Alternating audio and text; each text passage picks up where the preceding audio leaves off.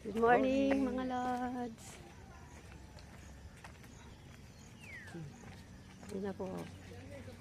Nakakaano na po yata kami, 5 ikot po. Marami po ngayon kasi Saturday.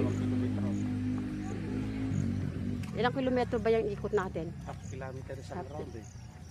Half kilometer. Half kilometer. Pag dalawang na 1 kilometer. Ba, nakaka 5 kilometer din pala tayo sa 10. Oo. Okay na yun.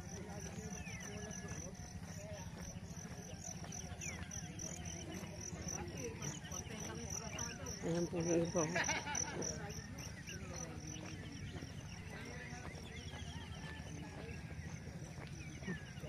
Ba, layo na ng mga... Layo na nila.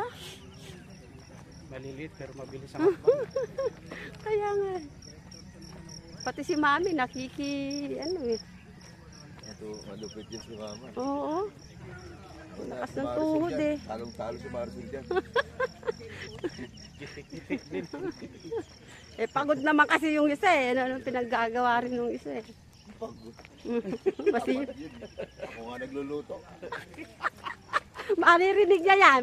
Sabihin ko sa kanya, patoodin niyo yung post namin eh. Kala niya, hindi ako marunong magluto.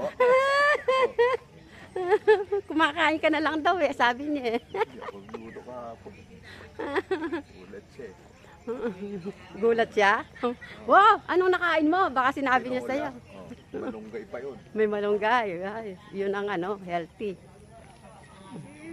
Katukayan mo. Ando pa ako. Dala daw. Magsinigang. Sabi ko hapon. Magsinigang ka. Mapasarap ka ng kain mo. Oo. Dapat tanghali. Umaga o tanghali. Yung request yung mga anak niya. Sinigang. Matutulog na lang. Magpakasarap ka masyado. Mabusog. Mga bata pa yun eh. Pag sa edad natin kasi, dapat ang kain ng hapon, ano na eh. Sarap. Sarap talaga. May sabaw-sabaw. Sinisinigang doon. Yung naiwan, nabot pa hanggang tanghali ah. Ay, yung sabi ko, Oh, itabi mo. pinaulam ko pa sa tao ako ng trabahador eh.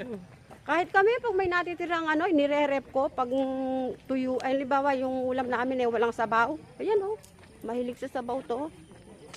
Birthday yung asawa ng installer ko. Yung tirang alak, binibigay, tsaka pulutan, binigay pa doon.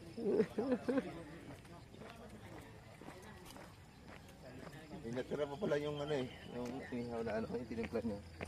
Oh, may ano yun eh, may kamatis yun, mabuti hindi na panis. Hindi, walang kamatis yun. Ubus yun, may kamatis. Ay, Binigay ko. kala ko yung may Sinara kamatis. ko lang yung sinigang. Mm. Dami. Sinigang. Eh, sabi ko kasi kay nung sa